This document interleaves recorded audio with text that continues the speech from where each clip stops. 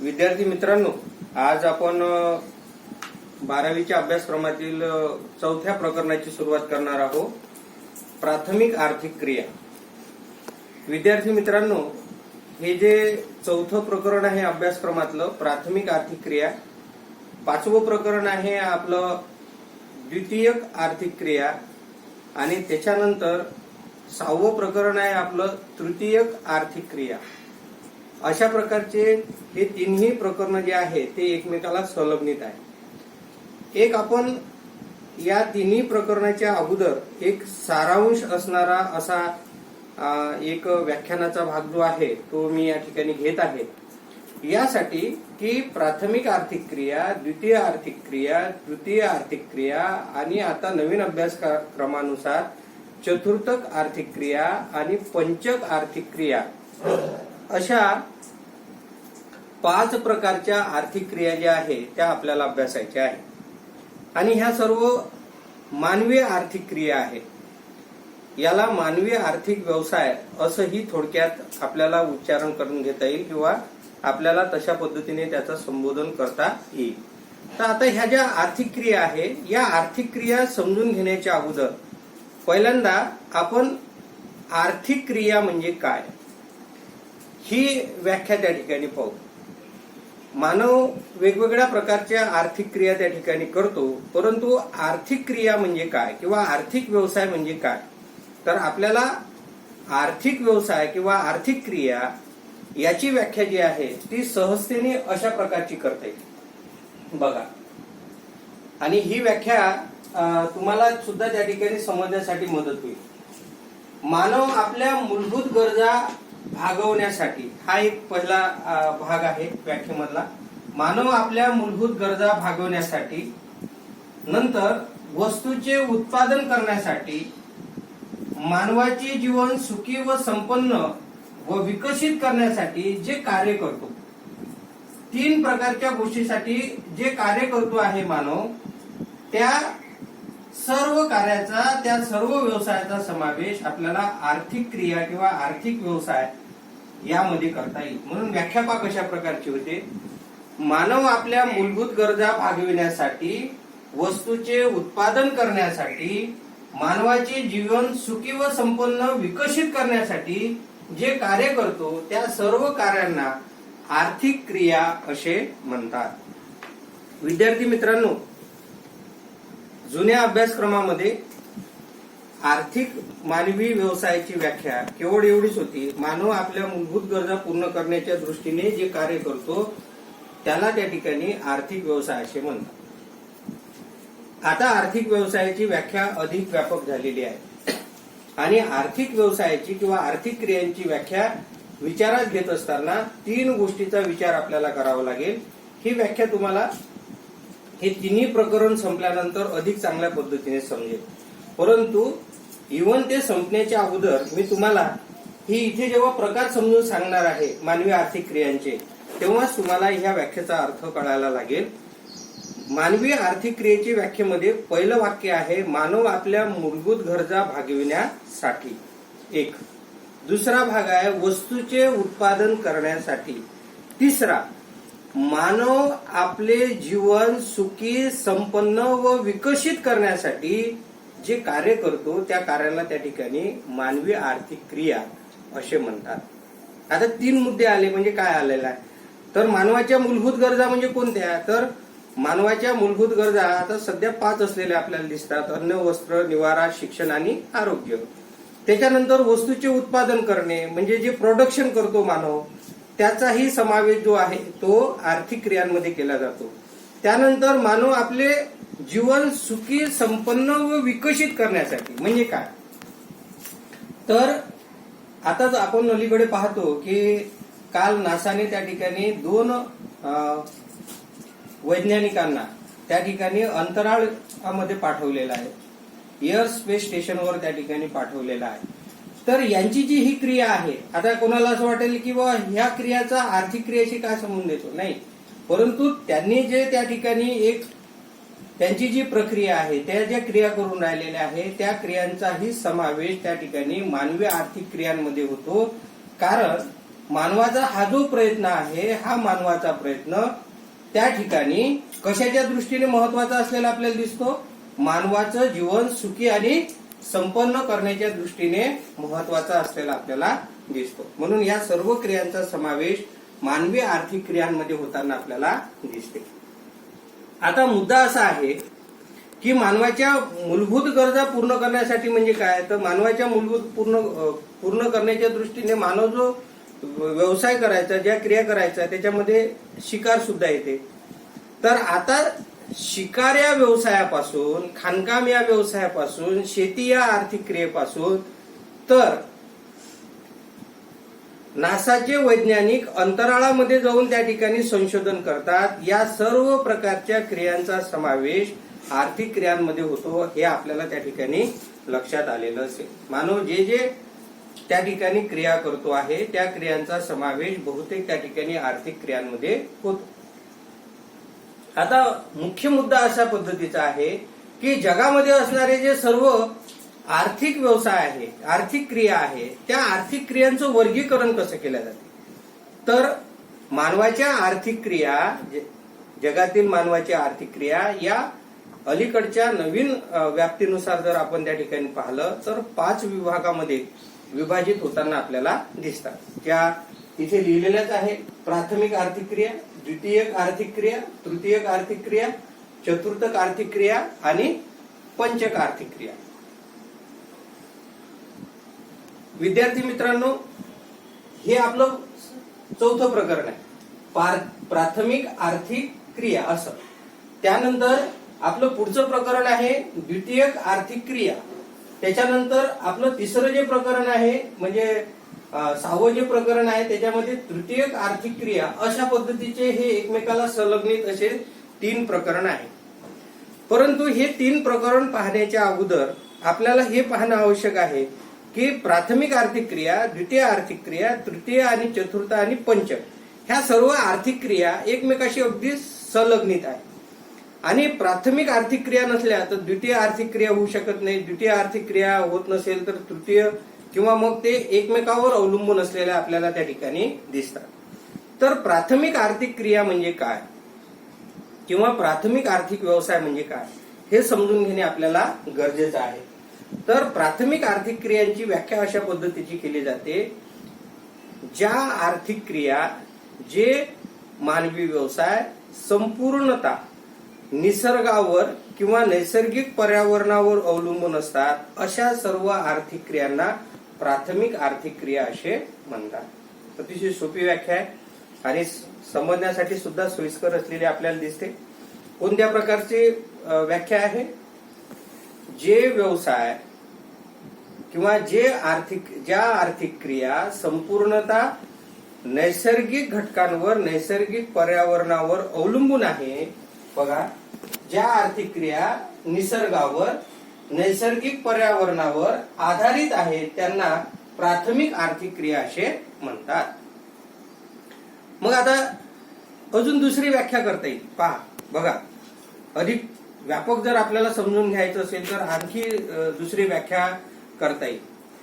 ज्या आर्थिक व्यवसायात किंवा ज्या आर्थिक क्रियांमध्ये निसर्गातून आणलेले उत्पादन, नैसर्गिक घटकांमधून आणलेले उत्पादन हे जशाच्या तशा स्वरूपामध्ये स्वीकारल्या जाते, त्या व्यवसायांचा समावेश प्राथमिक आर्थिक क्रियांमध्ये केला जातो, असंही आपल्याला म्हणता येईल. मग प्राथमिक आर्थिक क्रिया कशावर अवलंबून आहे? प्राथमिक आर्थिक क्रिया या निसर्गावर अवलंबून आहे, नैसर्गिक पर्यावरणावर अवलंबून आहे. आणि मग प्राथमिक आर्थिक क्रियांचे उदाहरणं जर द्यायचे असेल आपल्याला तर सर्वात महत्वाचा व्यवसाय जो आहे, पहा, प्राथमिक व्यवसायामध्ये, प्राथमिक आर्थिक क्रियांमध्ये कोणत्या क्रियांचा समावेश होतो विद्यार्थी मित्रांनो? तर सर्वात पहिला मानवाचा व्यवसाय होता शिकार व्यवसाय. त्याच्यानंतर कंदमुळे गोळा करणे, पशुपालन, शेती, खाणकाम, मत्स्य व्यवसाय किंवा मासेमारी या सर्व व्यवसायांचा समावेश हा प्रामुख्याने प्राथमिक व्यवसायात होतो. आता यांना प्राथमिक व्यवसायातच का होतो हे समजून घेणे गरजेचं आहे. जसं शिकार आहे, शिकार हा व्यवसाय आहे प्राथमिक व्यवसायातला. शिकार हा व्यवसाय आहे. शिकार व्यवसायामध्ये काय होते आहे, तर शिकार व्यवसायामध्ये निसर्गाने निर्मित केलेले जे प्राणी आहे, प्राणी संपदा आहे, त्याची शिकार त्या ठिकाणी केली जाते.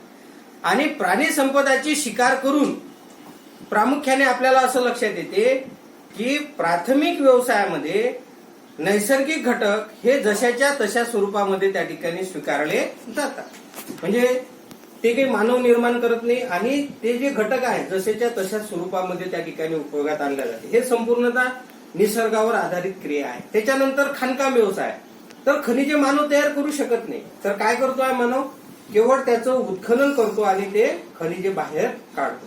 मत्स्यमारी करतो, म्हणजे काय करतो, सागरामध्ये, नद्यामध्ये, तळ्यामध्ये असणारे जे मासे असतात त्यांना तो त्या ठिकाणी पकडतो.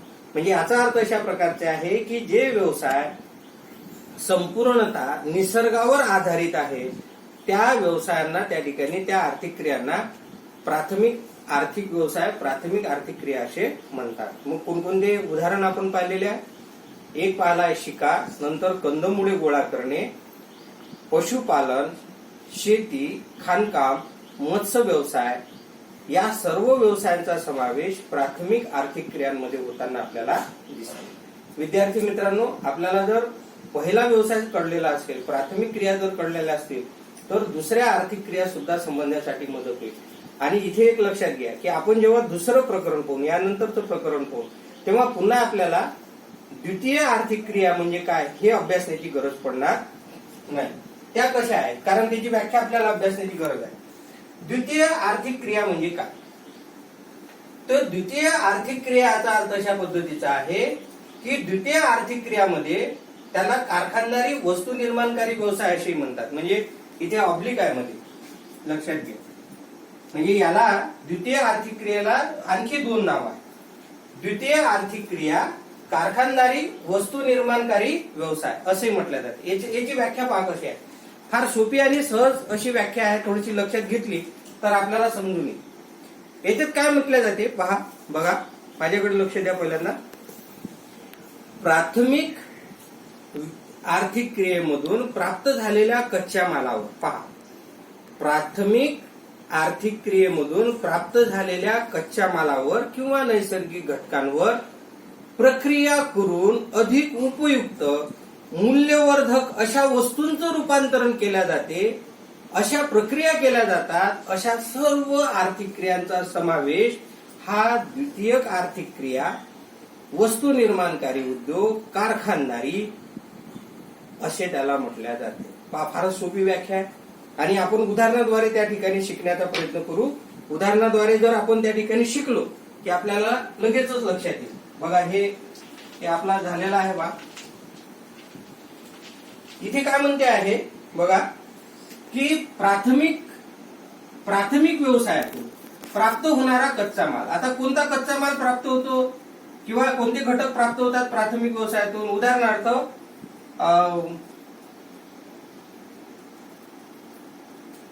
उदाहरणार्थ त्या ठिकाणी खाणकाम आहे. खाणकामामधून खनिज प्राप्त होऊन राहिली. आपल्याला काय प्राप्त होऊन राहिली, विविध प्रकारची खनिज प्राप्त होऊन राहिली. ही खनिजे प्राप्त झाल्यानंतर काय होते आहे, तर खनिजांवर प्रक्रिया केली जाते आणि प्रक्रिया करून त्यापासून अधिक उपयुक्त अशी वस्तू तयार केली जाते. आता खनिज म्हणजे कसं, समजा आता लोह खनिज आहे, या लोह खनिजावर प्रक्रिया केली जाईल, त्याला वितळविला जाईल, त्याला त्या ठिकाणी रूपांतरण केलं जाईल आणि लोह पासून विविध प्रकारच्या वस्तू तयार केल्या जाते. टीन तयार केले जातात, भांडी तयार केली जातात, यंत्र तयार केली जातात. म्हणजे काय झालं, इथे जे प्रक्रिया करणारे व्यवसाय आहे, या प्रक्रिया करणाऱ्या व्यवसायाचा समावेश कशामध्ये होतो आहे, द्वितीय आर्थिक क्रियांमध्ये होताना आपल्याला दिसते. म्हणून व्याख्या पहा, प्राथमिक व्यवसायातून खनिजे मिळून राहिली. आपल्याला कोणत्या व्यवसायातून मिळून राहिली, प्राथमिक खाणकाम व्यवसायातून काय केलं मानवाने, उत्खनन केलं खनिजांचं उत्खनन केल्यानंतर लोह मिळालं. समजा लोहावर प्रक्रिया केली, त्याला पहिल्यांदा शुद्ध केलं, त्याला वितळविलं, त्याला आवश्यक त्या अशा प्रकारच्या घटकांमध्ये रूपांतरित केलं आणि मग जो घटक तयार झाला त्यापासून ज्या वस्तू तयार झाल्या त्या वस्तू म्हणजे कोणत्या, तर टीन तयार झाली, भांडी तयार झाली, विविध प्रकारची यंत्र तयार झाली. तर ह्या वस्तू म्हणजे काय आहे, तर ह्या अधिक उपयुक्त वस्तू. उदाहरणार्थ लोह जे आहे, एखादं धातूक आहे लोह, या धातूकचा उपयोग नाहीये, परंतु या धातुकावर प्रक्रिया केल्यानंतर त्यापासून अधिक मूल्यवर्धक वस्तूंची निर्मिती होते, अधिक उपयोगितेच्या वस्तूंची निर्मिती होते. या प्रक्रिया करणाऱ्या व्यवसायांचा समावेश म्हणजेच कारखाना, म्हणजेच वस्तू निर्माणकारी व्यवसाय असं म्हणता येईल. उदाहरणार्थ आपण अजून दुसरा कंदमुळे गोळा करणे. कंदमुळे गोळा करणे प्राथमिक व्यवसायातून प्राप्त होणारा कच्चा माल. कंदमुळे गोळा करणाऱ्या व्यवसायातून प्राप्त होणारा कच्चा माल. मधावर प्रक्रिया केली जाते आपण पाहतो, आणि मध हे औषधीसाठी उपयोगात येते. विविध प्रकारची फळे गोळा केली जातात, फळांवर प्रक्रिया केली जाते, कंदमुळांवर प्रक्रिया केली जाते, आणि काय तयार होताना आपल्याला दिसते, विविध प्रकारची औषधी तयार होताना आपल्याला दिसते. जेव्हा ही कंदमुळे गोळा केली जातात, त्या कंदमुळे गोळा करणे हा कच्चा माल झाला, पण प्रक्रिया करणे हा द्वितीय व्यवसाय, आणि त्यापासून प्राप्त होणारा कोणता, पक्का माल. प्रक्रिया करून अधिक उपयुक्त, याचा उपयोग कमी परंतु औषधीचा उपयोग अधिक, अशा उपयुक्त पक्क्या मालात वस्तूत रूपांतरण करणाऱ्याला आर्थिक क्रिया म्हणजे द्वितीय कारखानदारी वस्तू निर्माणकारी व्यवसाय असे म्हणतात. असे सर्व प्रकारच्या व्यवसायाचे अनेक उदाहरणं आपल्याला त्या ठिकाणी देता येईल. समजा आता बघा, पहिला व्यवसाय आहे शिकार. शिकार व्यवसायातून काय मिळाला, कच्चा माल. शिकार व्यवसायातून आपल्याला कच्चा माल जो मिळाला तो म्हणजे त्या ठिकाणी समजा प्राण्याची कातडी मिळाली. कातडीवर प्रक्रिया केली गेली, प्रक्रिया व्यवसाय. कातडी हा कच्चा माल आहे निसर्गातून, आणि प्रक्रिया करून काय तयार झालं, तर उत्तम प्रकारच्या बॅग तयार झाल्या, शूज तयार झाले, जोडे तयार झाले. त्याच्यानंतर आपण पाहतो फर नावाची जी कातडी आहे त्याच्यापासून अतिशय उत्तम अशा प्रकारचे काय म्हणता येईल जॅकेट्स तयार होताना दिसतात. हा झाला त्या ठिकाणी कच्चा माल. हे प्रक्रिया केली जाते, आणि प्रक्रिया म्हणजे काय, तर प्रक्रियेमध्ये काय होते आहे, तर त्याला आवश्यक तो आकार प्रदान केला जातो, त्याच्यावर प्रक्रिया केली जाते. तर हे जे इथे कारखानदारी आहे, इथे जे प्रक्रिया व्यवसाय आहे, या प्रक्रिया व्यवसायाचा समावेश आपल्याला त्या ठिकाणी द्वितीय व्यवसायात होताना दिसते. परंतु यापेक्षा प्रक्रिया झाल्यानंतरचा जो पक्का माल आहे तो अधिक मूल्यवर्धक, याची किंमत कमी, याची किंमत मात्र अतिशय जास्त, कारण प्रक्रिया झालेली असते. याचा उपयोग कमी परंतु याची उपयुक्तता जी आहे ती अतिशय जास्त असलेली आपल्याला दिसते. त्याच्यानंतर आता आपण पाहू खाणकाम. खाणकामातून काय मिळालं आपल्याला, खाणकामामधून आपल्याला खनिज मिळाली. खनिजांवर प्रक्रिया केली जाते, प्रक्रियेतून काय तयार होते, तर विविध प्रकारची यंत्र तयार होतात, टीन तयार होते. त्याच्यानंतर विविध प्रकारचे वाहतुकीची साधनं तयार होतात. म्हणजे हा घटक जो आहे, हा कच्चा माल हा अतिशय कमी किमतीचा आहे, परंतु त्यावर प्रक्रिया केल्यानंतर मात्र अतिशय उपयुक्त आणि समाजाच्या दृष्टीने मूल्यवर्धक अशा प्रकारच्या वस्तूंची निर्मिती होताना आपल्याला दिसते. त्यानंतर मत्स्य व्यवसाय म्हणजे मासेमारी.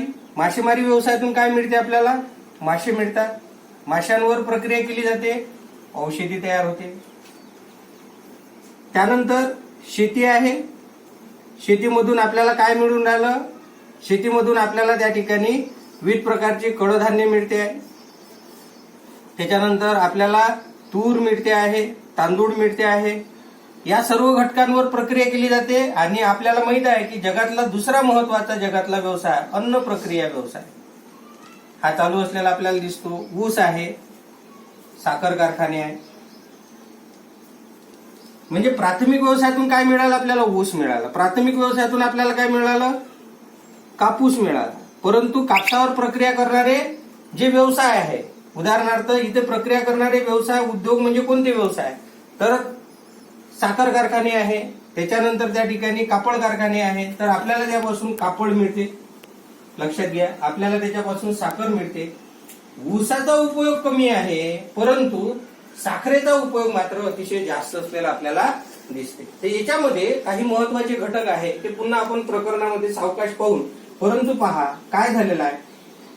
द्वितीयक व्यवसाय म्हणजे काय, तर प्राथमिक व्यवसायातून प्राप्त होणाऱ्या कच्च्या मालावर प्रक्रिया करून, इथे प्रक्रिया झाली, अधिक उपयुक्त अशा कोणत्या पक्क्या मालात वस्तूत रूपांतरित करणाऱ्या सर्व ज्या आर्थिक क्रिया आहे त्या सर्व आर्थिक क्रियांना त्या ठिकाणी कारखानदारी असे म्हणतात. अजून हे तर उदाहरण आहेत विद्यार्थी मित्रांनो. आणखी एक उदाहरण घेऊन आपण ते समजण्यासाठी आपल्याला फार मदत होईल. लाकूड तोड व्यवसाय. कोणता व्यवसाय? प्राथमिक व्यवसाय. काय मिळते आपल्याला? कच्चा माल, लाकूड मिळते, कच्चा माल आहे, किंमत कमी आहे. प्रक्रिया केल्यानंतर काय होईल? प्रक्रिया केल्यानंतर फर्निचर तयार होते, टेबल तयार होईल. लाकडाच्या ओंडक्याचा उपयोग कमी आहे, परंतु लाकडाच्या ओंडक्यावर प्रक्रिया केल्यानंतर टेबल, खुर्ची याचा उपयोग अतिशय जास्त. याची किंमत कमी, परंतु प्रक्रिया केल्यानंतर तयार होणाऱ्या टेबलची किंमत जास्त. म्हणून जो कार्पेंटर आहे तो प्रक्रिया करत असतो, लक्षात घ्या. मग कार्पेंटर जो आहे तो प्रक्रिया व्यवसायामध्ये समाविष्ट होत असल्या कारणामुळे त्याला त्या ठिकाणी किंमत प्राप्त होताना आपल्याला दिसते. तर सर्व प्रकारच्या प्रक्रिया या त्या ठिकाणी द्वितीय व्यवसायामध्ये समाविष्ट होते. म्हणजे हा झाला प्राथमिक व्यवसाय, तर इथे जी प्रक्रिया होऊन राहिली हा झाला द्वितीय व्यवसाय. म्हणजे आता याचा अर्थ असा लक्षात येऊन आला की प्राथमिक व्यवसायावरच द्वितीय व्यवसाय अवलंबून आहे. प्राथमिक व्यवसाय नसले तर द्वितीय व्यवसाय जे आहे ते निर्माण होऊ शकत नाही. त्याच्यानंतर पहा, हे लक्षात आलेलं असेल तर तृतीयक व्यवसाय म्हणजे काय. तर आता इथे व्यवसायाचं स्वरूप थोडंसं बदलून राहिलं. तृतीयक व्यवसायामध्ये आपल्याला असं पाहायला मिळते की प्राथमिक व्यवसाय आणि द्वितीय व्यवसाय यांना जोडणाऱ्या ज्या दुवा आहे, जे घटक आहे, ज्या आर्थिक क्रिया आहे, ज्या सेवा आहे, त्या सेवांना त्या ठिकाणी तृतीय व्यवसायांमध्ये समाविष्ट केल्या जाते. व्याख्या बघा. तृतीय आर्थिक क्रिया म्हणजे काय, तर प्राथमिक क्रिया, द्वितीय क्रिया यामधील दुवा म्हणजे यांना जोडणाऱ्या अशा सर्व सेवा व्यवसायांचा समावेश तृतीय क्रियांमध्ये केला जातो. म्हणजे पहा, आता प्राथमिक आर्थिक क्रिया आणि द्वितीय आर्थिक क्रिया यांना जोडणारा, या दोन्ही घटकांना जोडणाऱ्या ज्या सर्व सेवा क्रिया आहे, या सर्व सेवा क्रियांचा समावेश म्हणजे त्या ठिकाणी झालं तृतीय आर्थिक क्रिया. व्याख्या एकदा पुन्हा पाहून घ्या विद्यार्थी मित्रांनो काळजीपूर्वक. प्राथमिक आर्थिक क्रिया व द्वितीय आर्थिक क्रिया यामधील दुवा असणाऱ्या